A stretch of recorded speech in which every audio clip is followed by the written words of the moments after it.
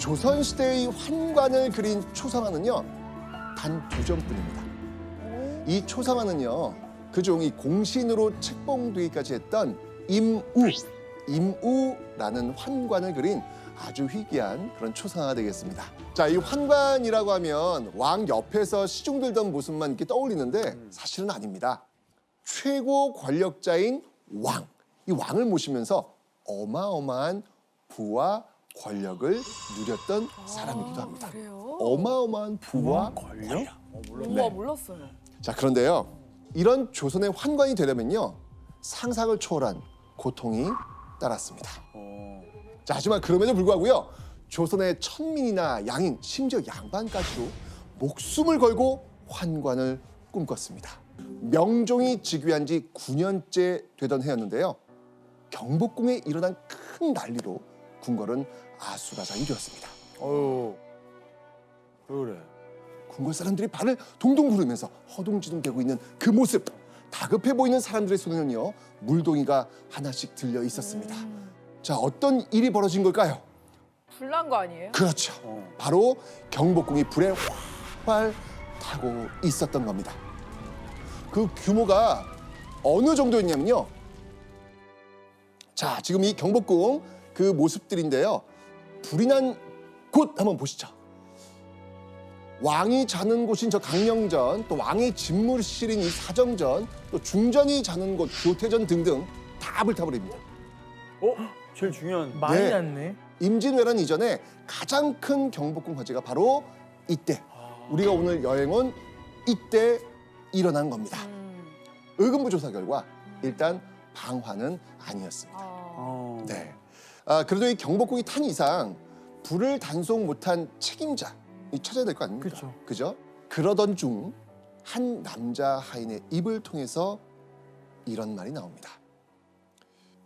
저기 온도를 많이 떼라고 하셔서 뗐는데 너무 뜨거운 겁니다. 그래서 확인해 보셔야 될 것 같은데요?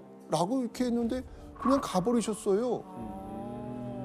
이 하인의 걱정을 무시한 채 궁궐 온돌에 온도를 확인하지 않은 그 사람. 그 사람의 이름은 바로 박한종. 누구? 박한종. 한종.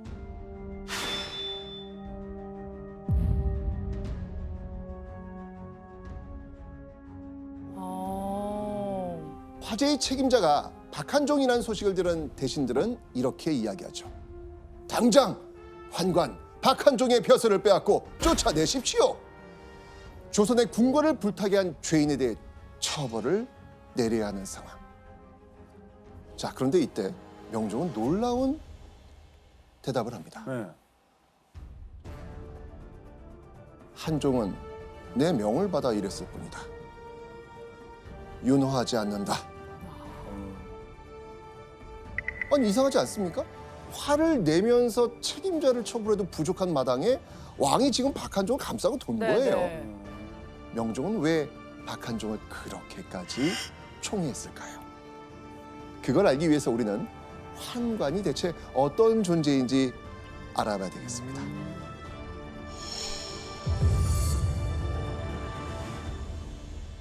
먼저 이 글자 한번 보시죠.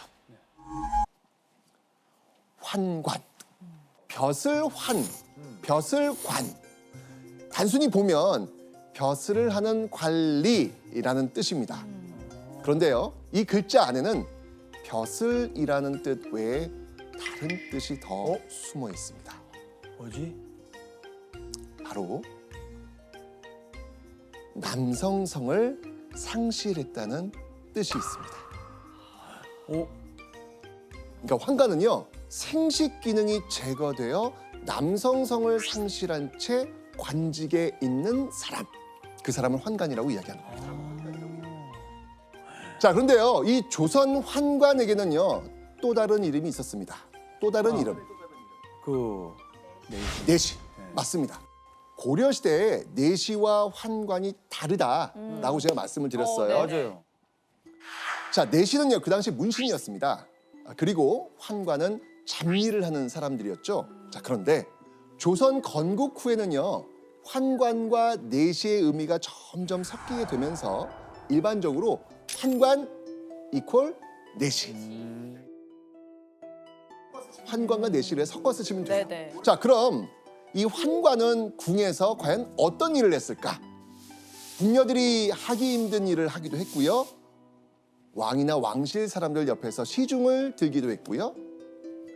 때로는요, 왕과 신하 사이에서 나란 일을 돕기도 했습니다. 근데 여러분 좀 이상하지 않습니까? 아니, 일은 노비도 할 수 있고 네. 신하들도 할 수 있는데 굳이 궁에 왕 옆에 남성성이 사라진 환관이란 존재가 왜 필요했을까요? 그러니까요. 그죠? 환관이 필요한 이유는, 가장 중요한 이유는 바로 왕의 여자들 때문이었습니다. 아, 왕의 여자들? 왕의 여자? 왕의 여자들? 자, 이 조선시대 궁궐에도 많은 후궁이 있었습니다. 그런 왕의 후궁들 외에도 또 왕의 여자라고 하면 누가 있을까요? 후궁 외에도. 아, 일하시는 그래, 일하시는 요리하시는 분들. 그렇죠. 요리하시는 분들, 네. 궁녀들. 네. 그녀는 또 왕의 여자들입니다. 궁궐 안에 수많은 왕의 여자들이 있다는 것. 그래서 환관이 필요했던 겁니다. 일반 남자들을 궁궐의 환관으로 들이게 되면 아까 얘기했던 왕의 여자하고 이성 간 접촉이 생길 수 있고 불미스러운 일이 발생할 수도 있겠지요. 그러니까 남성도 여성도 아닌 제3의 성인 환관을 활용했던 것이고, 그러니까 이 전제군주제라고 하는 체제의 특성에서 발생했던 그 직업이라고 볼 수 있습니다. 정말 왕이 안심할 수 있는 남자들, 그들이 바로 환관이라는 존재들이었습니다. 실제 기록으로 남겨진 어떤 환관의 이야기를 한번 해볼까 합니다. 한 어린 남자아이가 마을에서 이 친구들이랑 놀고 있었는데요. 갑자기 용변이 너무 마려워진 거예요. 배가 너무너무 아파가지고 발을 동동 굴리다가 아휴 모르겠다 하고 바지를 내리고 급히 용변을 봅니다. 그런데 그 순간 뒤에서 뭔가 스멀스멀 다가오기 시작합니다. 아무것도 모른 채 용변을 보던 아이는요, 잠시 후 어이 깜짝이야. 소리와 함께 쓰러집니다. 나중에 깨어났을 때 너무 아파서 엉엉 울어버렸죠. 뭐야? 자, 이 아이에게 무슨 일이 생긴 걸까요? 에이? 어? 용변을 보는 동안 개가 다가와서 생식기를 꽉 물어버린 겁니다. 물어버린 거예요. 아이고야. 이렇게 생식 기능을 잃은 아이가 어떻게 살아갈 수 있겠는가? 이 걱정하던 부모님이 환관으로 너는 먹고 살아라 라고 해서 궁으로 보냈다는 이야기가 기록이 남아 있어요. 이게 사고를 당해가지고 예.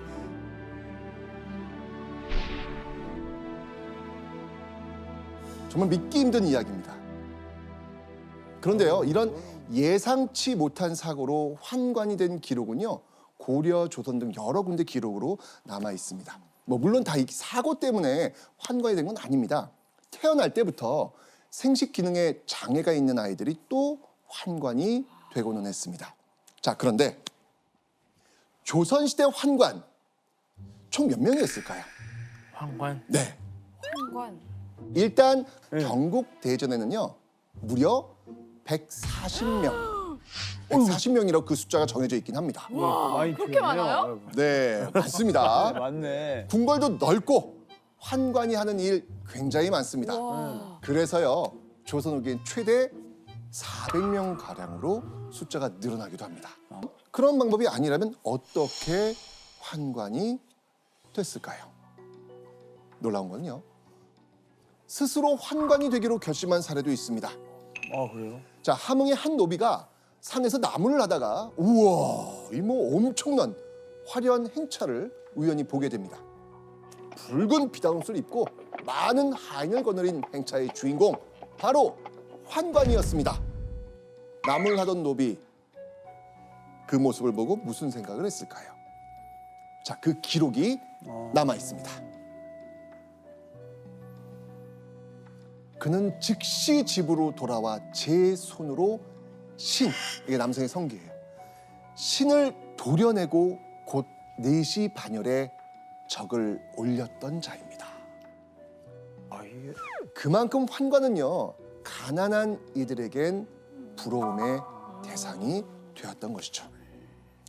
근데 교수님, 이게 선천적이거나 혹은 사고로 잃은 경우가 아니면 이런 식으로 하면 사실 나라에서 처벌받을 수도 있잖아요. 그렇죠. 네. 예, 그 함흥 출신 환관이 네. 스스로 거세를 하고 난 뒤에 그 일이 들켜서 그 그렇죠. 성종 때 얘기입니다. 성종이 그걸 확인하고 난 뒤에는 저 친구는 환관으로 들이지 마라 쫓아내버립니다. 스스로 신체를 훼손하는 것에 대해서는 사회적으로 일반된 허용된 것이 아니었던 것이에요. 그렇죠. 조선이라는 나라가 건국되고 난 뒤에 유교를 국시로 하잖아요. 그렇죠. 그러니까 유교에서 강조하는 것은 효. 부모로부터 받은 신체는 그렇죠. 훼손하지 않는 것이 효도의 시초라고 했단 그렇죠, 말입니다. 그럼에도 불구하고 아까 보면 알겠지만 환관이 되었을 때는 그 부와 권력이 온단 말이에요. 그에 대한 열망, 욕망. 근데 이게 지금 원칙적으로 지금 어려운 상황이잖아요. 네. 이럴 때는 뭐 해야죠. 네. 몰래 어딘가를 찾아갑니다. 어디? 천둥 번개가 치는 깜깜한 밤. 어떤 남자가요, 지금의 영등포 색강 쪽에 있는 한 집으로 들어갑니다. 와, 여기 또 다른 어떤 이는 어린 아이의 손을 잡고 뭐야? 그곳으로 들어갑니다. 오. 그리고 문이 닫힙니다.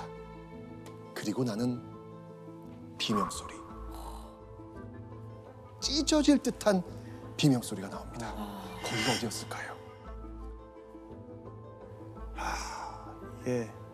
지금 시대에도 뭔가를 위해서 약간 불법으로 이렇게 시술을 하는 그런 것 정답. 같아요. 불법 시술소. 아이고야. 대놓고 할 수 없으니까, 안 되니까 환관이 되고 싶은 아이들의 생식 능력을 없애주는 곳이었습니다. 아유. 그러니 시술은 천둥 번개가 칠 때만 그렇네. 진행됐다고 하는데요. 왜 그런지는 아시겠죠? 네. 소리. 손이 맞습니다. 아무리 소리를 질러도 빗소리에 묻혀 들리지 말라고 그랬던 것이죠. 아유, 진짜. 그렇게 목숨을 걸고 그곳으로 향해서 몰래 시술을 하고 사고인 척 거짓말을 하고 환관이 되려고 했던 것이죠. 그만큼 환관이 되는 게 간절한 사람들이 많았다는 거예요. 자, 환관은요, 풍계에 따라서 녹봉을 받았는데요. 처음 환관이 됐을 때는 밥을 굶지 않을 만큼 받는 걸로 시작합니다. 사실 이렇게 꾸준히 녹봉을 받는 것 자체가 매우 큰 매력 중 하나였겠죠. 환관 중 최고로 높은 상선이라고 합니다. 상선. 이 상선의 경우는요, 얼마를 받았을까요? 월급으로 쌀 한 석 한 말, 콩 10말 정도 받았는데요. 이건 당시 정일품에 해당하는 영의정보다 많이 받는 겁니다. 예, 쌀 한 석은요, 성인 남자가 365일 1년 동안 먹을 수 있는 양, 쌀의 양이라고 보시면 돼요. 되는 그 정도의 쌀을 한 달에 한 번씩 팝니다. 한 달에 한 번씩? 매월 많이 뭐야? 쓰네요. 큰 돈인데? 이 정도면 그러면 엄청난 거죠, 그러니까. 그 남는 거 다 파는 거예요? 그렇죠. 예. 어마어마한 지금 돈을 받는 겁니다, 지금. 자, 그런데 이런 녹봉이 다가 아닙니다. 고위 환관이 되면요, 더 놀라운 파라다이스, 네. 그 삶이 펼쳐집니다. 자, 여기서 재밌는 건요, 환관은 정년이 없습니다. 어. 사실 지금으로 보면 이것 자체만으로도 엄청난 혜택이죠. 네. 환관이 공식적으로 은퇴하는 건 더 이상 일을 할 수 없을 때. 그렇게 한 70세 이상이 되어서 은퇴할 경우에는요, 나라에서 굶지 말라고 매달 쌀을 주고 집도 내려주고 일종의 연금을 주는 겁니다. 와. 네, 좋죠. 그야말로 은퇴에도 걱정 없는 평생 보장 시스템 제공이 되었던 것입니다. 마르지 않은 혜택. 네, 마르지 않는 혜택. 많은 부와 명예를 누렸구나. 네. 우리가 알고 있던 그 환관 내시가 아니네요. 그렇죠. 정말 굶어 죽기 일보 직전인 그 가난한 네. 백성들 입장에서 이 모습을 보면 열망하지 않을까요? 아, 열망하죠. 이해가 되네.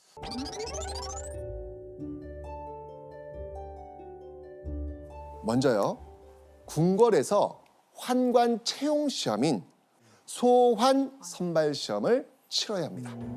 소환이란 요즘으로 치면 인턴 과정의 환관을 이야기하는 건데요. 환관은요, 무려 10년가량이나 바로 이 인턴을 거쳐야 정식 환관이 될 수 있습니다. 10년이요? 10년이요? 쉽지 않습니다. 아니 네. 마르지 않은 혜택이 있어가지고 좀 괜찮나 했는데 10년? 아니 그럼 교수님, 그러면 환관을 지원할 때 뭐 나이 제한 이런 건 혹시 없나요? 그 기록에 의하면은 10살 정도의 그 소환 선발 시험을 치르고 선발이 되면 10년 정도의 혹독한 수련 과정을 거치고 그러니까 정식 환관으로 이제 품계를 받는 게 20살 언저리쯤 됐던 것으로 얘기가 되어집니다. 그렇군요. 그렇다면 소환 선발 시험은 어떻게 치러졌을까요? 왕이 옆에서 일할 사람 뽑는 거니까 만만치 않은 시험을 통과해야 했습니다. 자, 환관을 희망하는 어린이들이 환관을 관장하는 곳인 내시부에 모입니다. 자, 이때 처음 하는 거 뭘 것 같습니까? 아 그죠 통성명. 통성명. 그래서 통성명 중요하죠. 근데 더 중요한 게 있지 않습니까? 네. 그 뭘까요? 아 확인받는 거. 정답. 네, 당연하죠. 아, 맞네. 그 환관의 가장 기본적인 모습이 있는지 아닌지를 확인해야죠. 확인받는. 네. 확인하는구나. 두 번째 단계 바로 궁중 상식 테스트. 자, 이 상식 테스트는요. 궁궐의 정보들을 공부해서 보는 겁니다. 뭐 예를 들면 대궐문의 이름과 개수, 궁궐 전각 이름, 궁중 용어 등 기본 상식을 알아보는 거죠. 이런 소식 왜 필요할까요? 알아야 또 일을 하니까. 그렇죠. 그렇죠. 일하기 위해서는 진짜 당연히. 싫어하니까. 기본이죠. 기본. 의사소통이 안 될 거 아니에요. 맞아요. 네. 자, 이 상식 테스트까지 무사히 통과했다. 자, 그러면 소환 선발 시험의 하이라이트가 기다리고 있습니다.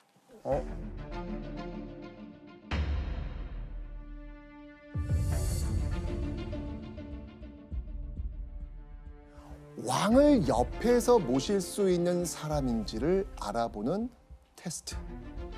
가장 고통스럽고 피할 수만 있으면 피하고 싶은 바로 그 테스트. 어떤 테스트였는지 화면 한번 보겠습니다. 어떤 거지?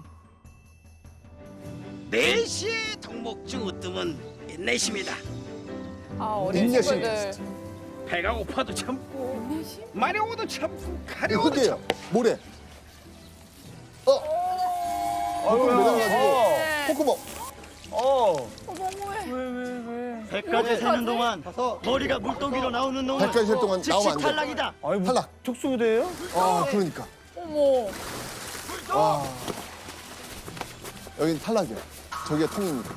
너무해. 이야. 과정이 험난하네요. 너무 험난한데. 와, 이거 거의 특수부대급으로.